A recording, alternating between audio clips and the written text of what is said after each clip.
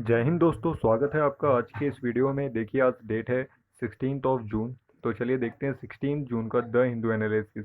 तो अगर हम एडिटोरियल सेक्शन देखें तो देखिए आज क्या आया है। ये देखिए पहला आर्टिकल बात कर रहा है कि किस तरीके से भारत अभी अलाइंड हो रहा है, जो हमारी पहले से पॉलिसी रही है नॉन अलाइनमेंट की। ठीक है, हम नाम को फॉलो करते हैं नॉन अलाइनमेंट मूवमेंट, जो जवाहरलाल नेहरू जी से स्टार्ट हुई थी। ठीक है, तो अभी हम एक देखा जा रहा है कि भारत काफ़ी अलाइन हो रहा है टूवर्ड्स यूएसए।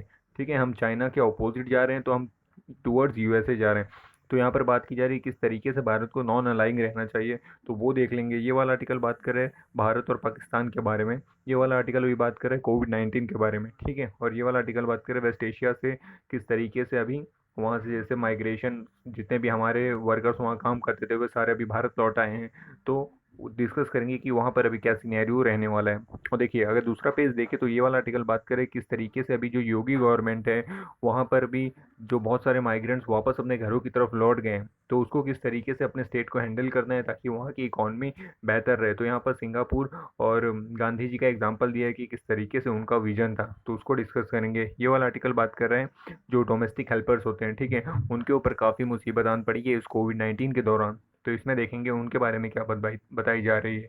और ये वाला जो आर्टिकल है ये एक इकोनॉमिस्ट के बारे में बात की जा रही है कि किस तरीके से इकोनॉमिस्ट स्टैटिस्टिक्स के ऊपर भरोसा करते हैं तो कोई एविडेंस के ऊपर भरोसा करते हैं। तो वो भी एक रफ आइडिया ले लेंगे कि क्या बात बताई जा रही है। ठीक है, तो चलिए देखना शुरू करते हैं। अब देखिए अगर ये वाला आर्टिकल हम देखें तो अभी भारत और पाकिस्तान के रिश्ते काफ़ी ख़राब चल रहे हैं। ठीक है, क्योंकि हम देख रहे हैं अभी एक और सीज़ फायर का वायलेशन किया गया है पाकिस्तान की तरफ से, और उसमें हमारे एक जो सिपाही थे लुंगाबुई अबोन अबोन मली, ठीक है, ये एक हमारे सिपाही की इसमें शहादत हो गई है। ठीक है, तो जो ये शेलिंग की गई है वो पुंछ डिस्ट्रिक्ट में की गई है। ठीक है, तो वो वाले इलाके काफ़ी आप कह सकते हो प्रोन रहते हैं, वहाँ अक्सर सीज़ फायर का उल्लंघन किया जाता है। तो इस तरीके से वहाँ पर सिचुएशन काफ़ी ख़राब है, और जो हमारे सिपाही हैं वहाँ पर उनको काफ़ी आप कह सको कि हमेशा से ही ऐसी सिचुएशन का सामना करना पड़ता है। और 370 जब से हटाया गया तब सिचुएशन और भी ख़राब होती जा रही हैं। जो एलओसी के जो रूल्स थे उनको वहाँ पर फॉलो नहीं किया जा रहा है। ठीक है, और अभी किस तरीके से भारत को अपनी जो सिक्योरिटी पर्सनल्स हैं उनके भी प्रोटेक्शन के बारे में सोचने चाहिए, क्योंकि हमारे जो कुछ पर्सनल्स होते हैं वो इस्लामाबाद में तैनात हैं, तो उनकी सिक्योरिटी का भी इशू आता है। वैसे ही कुछ पाकिस्तान वाले यहाँ पर भी तैनात रहेंगे। ठीक है, तो इस तरीके से अब हमें ये सोचना चाहिए कि कितनी ज़्यादा लार्ज नंबर में हमें अपने जो सिक्योरिटी पर्सनल्स हैं उनको वहाँ पर रखना सेफ़ है या अनसेफ है। तो वो एक नया विचार अभी करने की ज़रूरत है भारत को। और अभी हमने ही दो जो हाई कमीशन थे पाकिस्तान के जो भारत में थे, एक थे अबिद हुसैन और एक थे मोहम्मद ताहिर, इनको हमने वापस भेज दिया है क्योंकि इनके ऊपर शक किया जा रहा था कि ये जासूसी कर रहे हैं भारत में। तो इस तरीके के भी सिनेरियो देखने को मिल रहे हैं। तो भारत और पाकिस्तान के रिश्ते अभी भी काफ़ी कुछ सही दिशा में बढ़ते हुए नज़र नहीं आ रहे हैं। तो एक नया विचार करने की ज़रूरत है कि किस तरीके से हमें चीज़ों को सॉल्व करना है। ठीक है, अब देखिए नेक्स्ट ये वाला आर्टिकल बात कर रहे हैं आईसीएमआर के बारे में, कि जो आईसीएमआर है उसने अभी एंटीबॉडी का टेस्टिंग किया है, और ज़्यादा से ज़्यादा testing for better contact tracing. ठीक है, क्योंकि हमने देखा था कि जो एंटीबॉडी टेस्ट किट हमने चाइना से मंगवाए थे उसका पॉजिटिव इतना रिजल्ट देखने को मिल नहीं रहा, तो वो इतना एक्यूरेटली काम नहीं कर रहा था। ठीक है, 95% वो फेल मतलब गलत ही रिजल्ट शो कर रहा था। तो फिर अभी आईसीएमआर जो है वो एंटीबॉडी टेस्ट कर रहा है, क्योंकि हमारा जो अभी तक क्या यूज़ कर रहे हैं हम आरटीपीसीआर यूज़ कर रहे हैं, reverse transcriptase polymerase chain reaction. ये एक टेस्ट है जो सबसे एक्यूरेट टेस्ट अभी तक माना जा रहा है। ठीक है, लेकिन ये काफ़ी काफ़ी नहीं है। हमें जिस लार्ज लेवल पे हमें टेस्टिंग करनी है तो सिर्फ इसी के ऊपर निर्भर नहीं रहा जा सकता, हमें कुछ अल्टरनेटिव लाना पड़ेगा जिससे हम काफ़ी तेज़ी से टेस्टिंग कर सकें। ठीक है, क्योंकि टेस्टिंग करना बहुत ही ज़रूरी है। तो अभी हम क्या कर रहे हैं, जो आईसीएमआर है वो एलिसा टेस्ट, एलिसा जो एचआईवी के लिए भी टेस्ट यूज़ किया जाता है, उसकी मदद से हम जो एंटीबॉडी है उसका पता लगा रहे हैं कि क्या पर्टिकुलर इंसान में एंटीबॉडी डेवलप हुई है या नहीं। अगर एंटीबॉडी डेवलप हुई है इसका ये मतलब है कि वो डेफिनेटली पास्ट में वायरस के कांटेक्ट में ज़रूर आया होगा। ठीक है, तो इस तरीके से अभी आईसीएमआर है वो इसके ऊपर काम कर रहा है। और ऐसा भारत ने कहा भी, आईसीएमआर ने कहा है कि कम्युनिटी ट्रांसमिशन तो अभी नहीं हो रहा है, ऐसी कोई एविडेंस मिले नहीं है, लेकिन एडुकेट टेस्टिंग करना बहुत ज़रूरी है। ठीक है, तो ये सारी चीज़ें अभी आईसीएमआर जो है वो कर रहा है। और देखने की वाली बात होगी कि किस तरीके से इसके पॉजिटिव आउटकम्स आते हैं, और जो डिफरेंट डिफरेंट स्टेट्स हैं जैसे महाराष्ट्र है, गुजरात है, जहाँ पर सबसे ज़्यादा रेट है, तो वहाँ पर किस तरीके से ज़्यादा टेस्टिंग की जाती है। अगर ये एक्यूरेट एक्यूरेसी दे रहा होगा तो इसका इस्तेमाल करके हम बहुत लार्ज लेवल पे टेस्टिंग कर सकते हैं, ठीक है।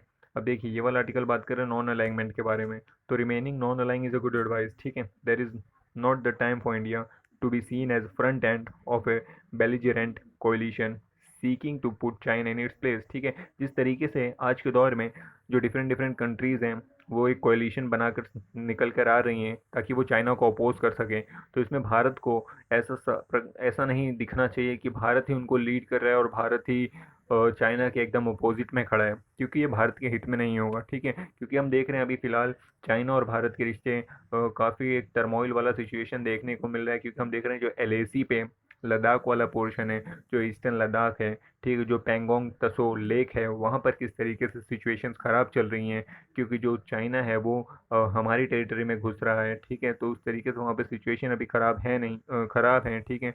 तो इस ऐसे परिस्थिति में अगर इंडिया जो है वो अलाइनमेंट की पॉलिसी अपनाएगा, ठीक है, तो ऐसा लगेगा कि जो भारत है वो चाइना के अपोजिट माइंडसेट रखता है, जबकि हमें किसी की भी तरफ मूव नहीं करना, हमें नॉन अलाइंग रहना है और अपने प्रोग्रेस के ऊपर ध्यान देना है। तो ये पॉलिसी अपनानी चाहिए, ऐसा यहाँ पर जो राइटर है उनका कहना है, ठीक है।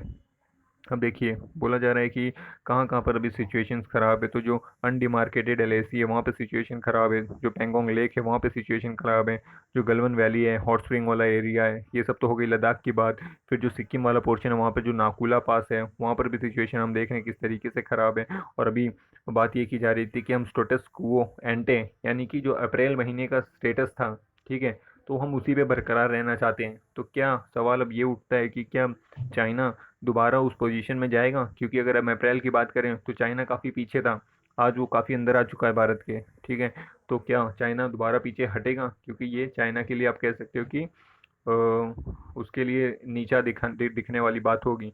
तो अब देखने वाली बात होगी किस तरीके से स्टेटस को ऑब्टेन किया जाता है या नहीं कर सकते हैं, ठीक है। अब देखिए मोर वेटर रीज़न की और बाकी क्या हैवियर रीजंस हैं, तो जैसे कि अभी हम एक रोड बना रहे हैं, दरबक श्योक दौलत बेग ओल्डी रोड, ठीक है। हम इसका निर्माण कर रहे हैं ताकि वहाँ पर हमारी एक्सेस काफ़ी अच्छी हो सके, हमारा आवन जावन थोड़ा सा सहूलियत हमें मिल सके, ठीक है। तो इसको लेकर भी इशू चालू है कि बोला जा रहा है कि जो रोड है वो इंडिया भारत ना बनाए, क्योंकि कंस्ट्रक्शन एक्टिविटीज़ देख के जो चाइना है वो नाराज़ है कि भारत क्यों वहाँ पर कंस्ट्रक्शन एक्टिविटीज़ कर रहा है। लेकिन यहाँ पर भारत अगर रोक देगा तो ये भारत के हित में नहीं होगा, इसलिए ये अगर भारत की टेरिटरी है तो हम तो यहाँ पर ये एक्टिविटीज़ करते ही रहेंगे, ठीक है। क्योंकि हमें वहाँ पर सेफ्टी इंश्योर करना है कि फ्यूचर में ऐसा ना हो कि चाइना अगर अटैक करे तो हमारे पास वहाँ पर पहुँचने का एक्सेस ही ना हो, रोड्स ही अच्छी ना हो, ठीक है।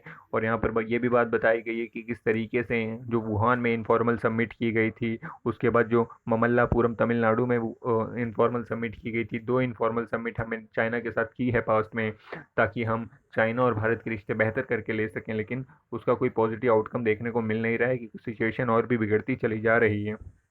अब यहाँ पे अमेरिका के एंगल की अगर बात करें तो किस तरीके से आज की डेट में जो अमेरिका है वो एंटी चाइना है पूरी तरीके से, क्योंकि दोनों ही सुपर पावर बनने की रेस में है कि कौन पूरे वर्ल्ड को लीड करेगा। और अगर बात की जाए इंडिया की, तो इंडिया भी अमेरिका की तरफ मूव करता हुआ दिखाई दे रहा है। जो इंडो पैसिफिक वाला रीजन है उसमें भी भारत और यूएसए मिलकर काम करने की ओर काम कर रहे हैं। जो क्वाड क्वाड है, ठीक है, जिसमें यूएस, जापान, ऑस्ट्रेलिया और इंडिया है, ये ग्रुप है जिसको एंटी चाइना माना जाता है कि ये जो ग्रुप है ये एंटी चाइना है, ठीक है। और जो G7 है उसमें भी अभी डोनाल्ड ट्रंप है जो कह रहे हैं कि इसको G11 बनाया जाए या G10 बनाया जाए, डिपेंड करता है रशिया इंक्लूड होगा या नहीं, ठीक है। तो इसको भी देखा जा रहा है कि ये इसमें भारत का इंक्लूजन की बात की जा रही है, और भारत बट ऑब्वियस है कि इसमें इंक्लूड होना चाहेगा ही, तो इसको भी चाइना के अगेंस्ट बोला जा रहा है, क्योंकि इसमें चाइना को इंक्लूड करने की बात नहीं की गई है। और जो चाइना का आप कह सकते हो लीडिंग पेपर न्यूज़ है, न्यूज़ एजेंसी है ग्लोबल टाइम्स, ठीक है, उसका कहना है कि किस तरीके से भारत और वॉशिंगटन यानी कि अमेरिका काफ़ी करीब आ रहे हैं, और इससे जो भारत और चाइना की आप कह सकते हो दोस्ती है या फिर जितने भी शांति लेवल है उसको डिस्टर्बेंस हो सकती है, ठीक है। और बेल्ट और रोड इनिशिएटिव की भी बात की गई है कि किस तरीके से भारत BRI के अपोजिट है, क्योंकि ये चाइना पाकिस्तान इकोनॉमिक कॉरिडोर से होकर गुजरता है, जो कि चाइना CPEC जो है वो पीओके वाले रीजन से क्रॉस होता है, और अगर चाइना ने वहाँ पर कंस्ट्रक्शन करना चाहा तो उसने भारत से परमिशन क्यों नहीं ली, इसलिए भारत इस वाले प्रोजेक्ट से काफ़ी खफा है, ठीक है। और हमने देखा है किस तरीके से अभी जो गिलगित बल्तिस्तान वाला पोर्शन है जो पीओके में है, ठीक है, वहाँ पर चाइना पाकिस्तान के साथ मिलकर बाशर डामा डैम बना रहा है, ठीक है। और फिर वहाँ पर एक हाइड्रो इलेक्ट्रिसिटी भी बनाई जा रही है, हाइड्रो इलेक्ट्रिसिटी प्रोजेक्ट के ऊपर काम किया जा रहा है, ठीक है। तो इस तरीके से वो काफ़ी इंटरफेरेंस कर रहा है भारत की टेरिटरी में। तो ये कुछ पॉइंट्स है जो भारत और चाइना के रिश्ते काफ़ी बिगड़ते चले जा रहे हैं, ठीक है। और अभी हमने देखा था भारत ने किस तरीके से चाइना से जो एफडीआई आती हैं उनके ऊपर रेस्ट्रिक्शंस लगाया जाएगा कि वो ऑटोमेटिक रूट से भारत में नहीं आ सकते, उनको गवर्नमेंट रूट से आना होगा। तो ये सारी चीज़ें चल रही हैं। और जो चाइना का न्यूज़ एजेंसी है ग्लोबल टाइम, ठीक है, उसने कहा है कि भारत को अमेरिका के आप कह सकते हो कि बहकावे में नहीं आना चाहिए, और वो भारत और चाइना के रिश्ते बिगड़ते चले जाएंगे, ठीक है। अब चाइना का इंटरनल डायनामिक्स की भी यहाँ पे बात की गई कि इस तरीके से आज के डेट में जो चाइना है वहाँ पर इंटरनली भी चीज़ें काफ़ी सही है नहीं। यहाँ पर जी जिनपिंग की बात की गई है जो सबसे ज़्यादा आप कह सकते हो पावरफुल लीडर है माओ जेडोंग के बाद में, ठीक है। तो आज उनके अगेंस्ट में भी काफ़ी अपोजिशन है इंटरनल चाइना, क्योंकि जो एपिडेमिक फैला है उसको भी चाइना ने अच्छे से हैंडल नहीं किया था, तो लोग काफ़ी खफा हैं, उनके पार्टी के भी लोग काफ़ी खफा हैं, ठीक है। जो पीपल्स रिपब्लिक ऑफ चाइना जो 1949 में बना था, ठीक है, तब से वहाँ पर इकोनॉमिक ग्रोथ काफ़ी अच्छी हुई है, काफ़ी उन्होंने तरक्की की है, और आज आप देखेंगे तो इकोनॉमिक टर्म में दुनिया की सेकंड कंट्री है, और हो सकता है कि फर्स्ट कंट्री भी बन जाए। तो इस तरीके से जो जी जिनपिंग है उन्होंने काफ़ी इकोनॉमिकली तो देश को आगे ले गए हैं, लेकिन आज की डेट में वहाँ पर जो पीपल के सेंटिमेंट्स है वो एंटी जी जिनपिंग हैं, या फिर लोग काफ़ी नाराज़ हैं। तो यहीं पे वही बात की जा रही है किस तरीके से पास्ट में सिचुएशन थी और प्रेजेंट में क्या सिचुएशन है। तो पास्ट में भी भारत और चाइना के बीच में जो 1965 में वॉर हुआ था, ठीक है, उसकी भी बात बताई गई है कि तभी भी हमारे रिश्ते बिगड़े थे। और जो ग्रेट लीप फॉरवर्ड आया था, ग्रेट लीप फॉरवर्ड क्या था कि जब चाइना जो है वो अपनी इकोनॉमी को ग्रो करने के ऊपर काम कर रहा था, क्योंकि वहाँ पर काफ़ी जो एग्रेरियन सेक्शन है, एग्रीकल्चर सेक्टर है, वहाँ पर काफ़ी आप कह सकते हो कि डिप्रेशन देखने को मिला था। तो उसके बाद से उसने अपनी इकोनॉमी को काम करना शुरू कर दिया था। अब देखिए बोला जा रहा है this is not the time for India to be seen as the front end of the belligerent coalition, कि ऐसा नहीं दिखना चाहिए कि भारत ही इनके लीडर है और एंटी चाइना खेल खेल रहा है। तो it is advisable that it remains truly non aligning, ठीक है, ताकि भारत नॉन अलाइंग रहे, क्योंकि ये लॉन्ग टर्म इंटरेस्ट भारत का इसी में है कि वो किसी भी कंट्री के ऐसा अगेंस्ट में काम ना करे, और अगर ऐसा कुछ सिचुएशन बिगड़ती है वो तो नॉन अलाइंग रहे, ठीक है। तो ये सारी बातें बताई जा रही हैं। और नेक्स्ट आर्टिकल अगर देखें ये वेस्ट एशिया वाला आर्टिकल, तो इसमें बात बताई जा रही है कि जो ये पेंडेमिक है तो उसमें भी गल्फ और वेस्ट एशिया वहाँ पे क्या सिनेरियो है और भारत का इससे क्या लेना देना है। अब देखिए strong positive message by New Delhi to the regions investor, ठीक है, is crucial as both are well place to help each other, ठीक है। भारत और जो वेस्ट एशिया वाला पोर्शन है ये दोनों ही एक दूसरे के लिए काफ़ी इंपॉर्टेंट है, क्योंकि भारत एक एनर्जी के लिए काफ़ी डिपेंडेंट रहता है उनके ऊपर, जो ऑयल वगैरह है वो काफ़ी वहीं से हम मंगाते हैं, ठीक है। तो अब देखिए जो पेंडेमिक आया है उसकी वजह से जितने भी ब्लू कॉलर वर्कर हैं, ठीक है, जो लेबर हमारे होते हैं, ठीक है, वो काफ़ी उन्होंने अभी रिवर्स माइग्रेशन किया है, अपने घरों की तरफ पलायन किया है। तो ये जो ग्रेट डिप्रेशन 1930 में आया था उसके बाद से सबसे बुरी कंडीशन अभी देखने को मिल रही है। और लगभग लगभग 1 लाख आप कह सकते हो कि लोगों को रिपैट्रिएट किया है भारत ने, और जो मेजोरिटी है उसको वेस्ट एशिया से मेजोरिटी में लाया गया है, क्योंकि वहाँ पर ज़्यादा लोग जाते हैं काम करने के लिए। और अगर बात की जाए रेमिटेंसेस की तो 56% रेमिटेंसेस उसी तरफ से आते हैं 80 मिलियन तक, और उसमें भी सबसे ज़्यादा यूएई जो कंट्री है वहाँ से आते हैं, वहाँ से 19 बिलियन तक की हमें रेमिटेंसेस मिलती है। रेमिटेंसेस मतलब वहाँ पे जो लोग कमा के अपने घरों में दोबारा पैसा भेजते हैं, तो इससे भारत को काफ़ी बेनिफिट होता है, क्योंकि भारत को पैसे मिलते हैं, ठीक है। तो इस तरीके से जो यूएई है वो हमारा थर्ड लार्जेस्ट ट्रेड पार्टनर है आफ्टर यूएसए एंड चाइना, ठीक है। तो काफ़ी इंपॉर्टेंट हो जाता है वेस्ट एशिया भारत के लिए भी। अब देखिए बोला जा रहा है first time since the gulf war in 1990 war, ठीक है, सिचुएशन इतनी ख़राब चल रही है उस इतने समय बाद, और ऑल प्राइस जो है वो भी क्रैश हमें देखने को मिला है कि किस तरीके से अभी जो पेंडेमिक है उसकी वजह से इकॉनमी में ऑयल की इतनी डिमांड है नहीं, क्योंकि ट्रांसपोर्टेशन बंद है। और सऊदी अरेबिया और रशिया का भी अभी जो एनर्जी वॉर हमें देखने को मिला था कि दोनों ही ज़्यादा ही प्रोडक्शन कर रहे थे, लेकिन डिमांड थी नहीं, इसलिए सप्लाई काफ़ी बढ़ गई थी। और सप्लाई बढ़ जाए डिमांड कम हो तो बट ऑब्वियसली प्राइस गिर जाएंगे। और हमने देखा था कि इस तरीके से जो यूएसए का ऑयल था वेस्ट टेक्सास वाला, ठीक है, उसका तो माइनस में चला गया था, -$40 तक चला गया था, ठीक है। और जो बाकी भी ऑयल हैं, जो वेस्ट एशिया के ऑयल हैं जो भारत इंपोर्ट करता है, वो भी काफ़ी गिर गए थे। तो हमने देखा किस तरीके से अभी भारत ने उसका तो एडवांटेज उठाया कि ज़्यादा से ज़्यादा जितना भी हम रिज़र्व ऑयल कर सकते थे वो हमने वहाँ से मंगा लिया और रिज़र्व कर लिया। इससे हमें अभी काफ़ी बेनिफिट देखने को मिल रहा है, क्योंकि हमारा जो पेमेंट ऑफ बैलेंस है, जो हमें इंपोर्ट के लिए उनको पैसे देने पड़ते हैं, वो कम हो गए हैं। ठीक है, इसलिए जो भारत से डॉलर जाने वाले थे वो भी कम हो गए, यानी हम काफ़ी डॉलर सेव कर लिए। इसलिए हमने देखा किस तरीके से भारत ने अभी जो फॉरेक्स रिजर्व है भारत का, वो 500 बिलियन डॉलर यानी 500 का भी आंकड़ा क्रॉस कर गया है। ठीक है, तो काफ़ी ज़्यादा भी हमारे पास फॉरेक्स रिजर्व है। और यहाँ पर देखिए जो बाकी प्रोजेक्ट्स हैं वेस्ट एशिया में, जैसे mega city of the NEOM की बात की गई है, जो रेड सी के कोस्ट पे बनाया जा रहा है। ठीक है, उसकी भी यहाँ पे बात की जा रही है। तो देखिए ये हो गई रेड सी। ठीक है, तो यहाँ पर अभी जो नियोम शहर बनाने की बात की जा रही है, क्योंकि जो सऊदी अरेबिया वगैरह ये जो पूरा वेस्टर्न एशिया वाला रीजन है, ये सारे ही लोग ऑयल पे ज़्यादा डिपेंडेंट होते हैं। तो अब ये क्या कर रहे हैं कि इनकी जो आप कह सकते हो इकॉनमी है, वो दूसरी चीज़ों पर भी डिपेंड हो जाए, ताकि हम सिर्फ don't keep your all your eggs in one basket वाली सिचुएशन ना आ जाए। तो ये अपने सारे एग्स सिर्फ ऑयल पे ही नहीं रखना चाहते, अब दूसरे बास्केट्स में भी रखना चाहते हैं। इसलिए ये अभी इंफ्रास्ट्रक्चर और बाकी चीज़ों में भी इन्वॉल्व हो रहे हैं, ताकि इकॉनमी डाइवर्स हो सके। अब देखिए ऑयल एंड इन्वेस्टमेंट की बात की गई है कि हमारा 60% से ज़्यादा हाइड्रोकार्बन है वो वेस्ट एशिया से ही आता है। ठीक है, तो इस तरीके से हमने अभी जो मैंने आपको बताया कि बैलेंस ऑफ पेमेंट हमने अभी काफ़ी कम कर लिया है, ताकि हमें कम पैसे देने पड़े और हमारे पास काफ़ी रिजर्व बच जाएँ। ठीक है, अब देखिए अब बोला जा रहा है और कौन सी चीज़ें की जा सकती हैं। देखिए तो जो महाराष्ट्र में रत्नागिरी वाला रीजन है, वहाँ जहाँ पर अरामको जो है वो रिफाइनरी प्रोजेक्ट में आप कह सकते हैं इन्वेस्ट कर रहे हैं। ठीक है, तो वो सारी चीज़ें अभी भारत और वेस्ट एशिया के बीच में एक अच्छा कह सकते हो कि बिजनेस रिलेशन डेवलप हो रहा है, वो सारी चीज़ों के ऊपर काम किया जा सकता है।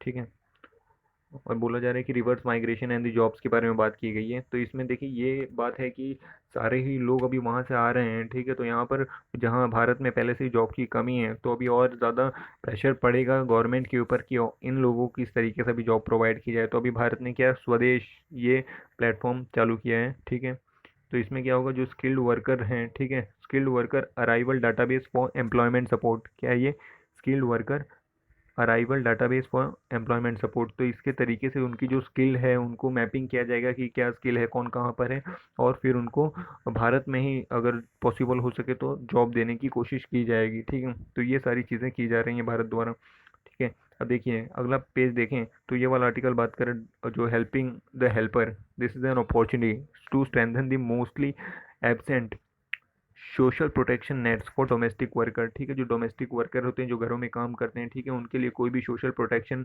कोई भी सोशल सिक्योरिटी की स्कीम नहीं आती है मोस्टली, अगर आप देखेंगे। और जो शहर है वो मोस्टली इनके ऊपर से ही चलते हैं। तो अभी इस पेंडेमिक के दौरान बस बहुत से लोगों की जॉब चली गई, उनकी जो सेविंग्स है वो भी ख़त्म होने लगी है, बहुत सारे लोगों को उधार लेना पड़ रहे हैं, तो सिचुएशन उनकी बहुत ख़राब हो गई है। तो अभी वही बोला गया है कि ये जो एक पिक्चर सामने आई है, तो सरकार को एक आईना दिखा है कि किस तरीके से ये जो सेक्शन ऑफ द सोसाइटी है, इसको भी सोशल प्रोटेक्शन की ज़रूरत है और इनके लिए भी कुछ करना चाहिए।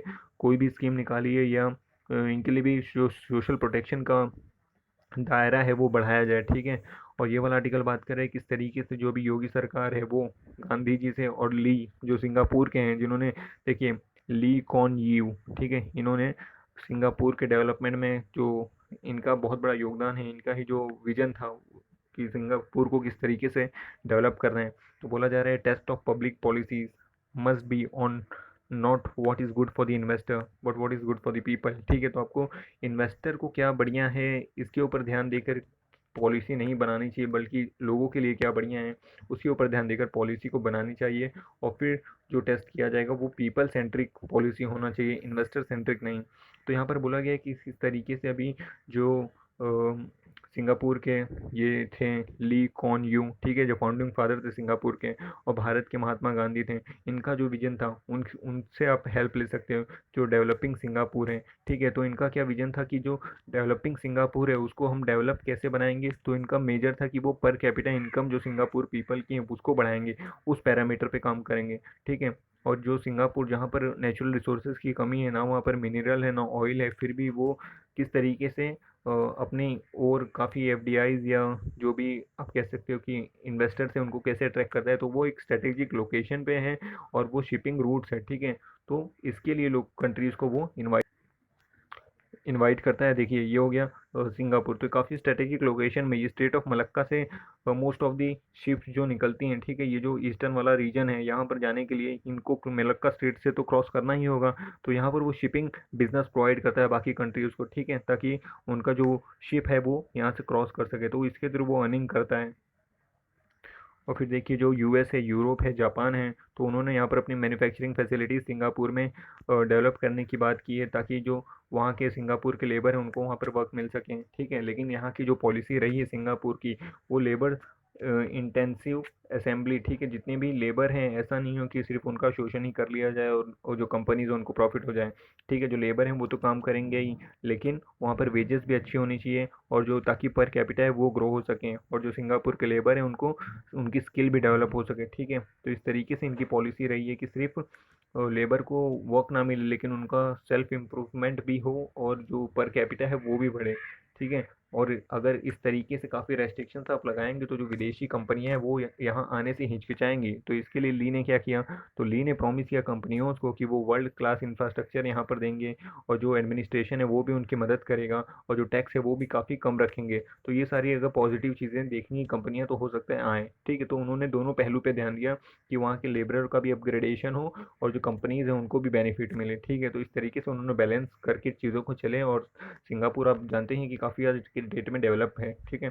और जो उन्होंने स्टार्टिंग में भारत के जो जेआरडी टाटा थे उनको भी वहाँ पर ट्रेनिंग सेंटर सेट करने के लिए बोला था, ठीक है।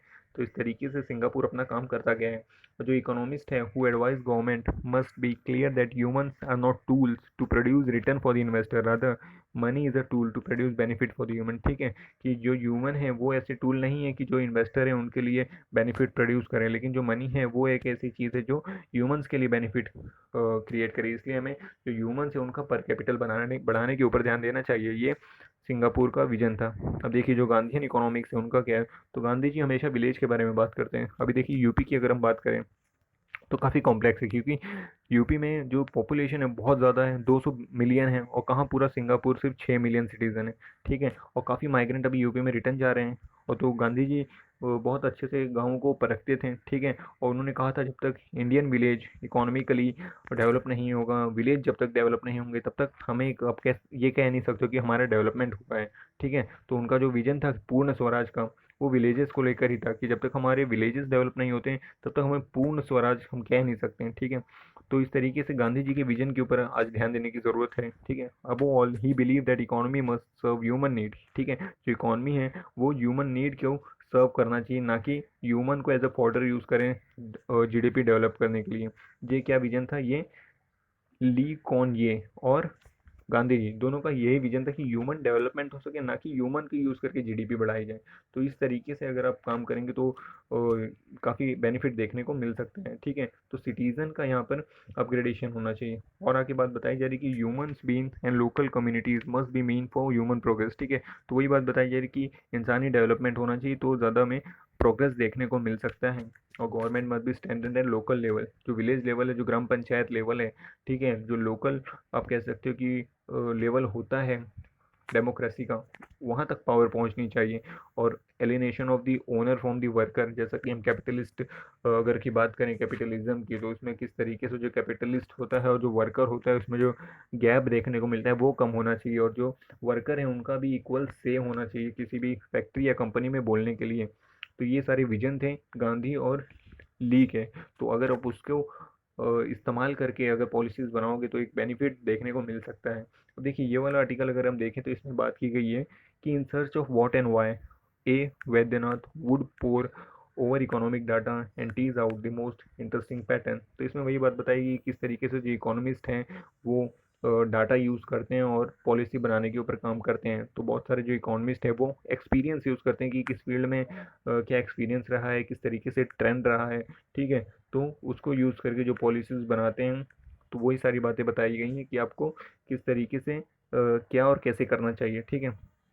तो इतना इंपॉर्टेंट आर्टिकल है नहीं है। और देखिए अगर कार्टून देखें तो किस तरीके से कार्टून दिखाया गया जो ये आंध्र प्रदेश के जगनमोहन रेड्डी साहब हैं, ठीक है। इस तरीके से जो जो वहाँ पर काफ़ी टर्मोइल वाली अभी सिचुएशन चल रही है, ठीक है।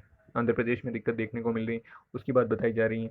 और यहाँ पर जो डाटा पॉइंट आया है, डाटा पॉइंट बता रहे हैं किस तरीके से जो राइजिंग फर्टिलिटीज़ हैं, ठीक है, किस तरीके से कौन से स्टेट में कितने ज़्यादा केसेस देखने को मिले और कितनी ज़्यादा डेथ देखने को मिले। तो आप देख ही सकते हैं महाराष्ट्र, दिल्ली, गुजरात, किस तरीके से यहाँ पर सिचुएशन काफ़ी ख़राब देखने को मिली, और डेथ में भी यही कुछ स्टेट्स हैं जो काफ़ी आगे चल रहे हैं, ठीक है। तो इसी के साथ आज का द हिंदू एडिटोरियल हम समाप्त करते हैं। अब हम मिलेंगे कल की वीडियो में। चलिए, शुक्रिया।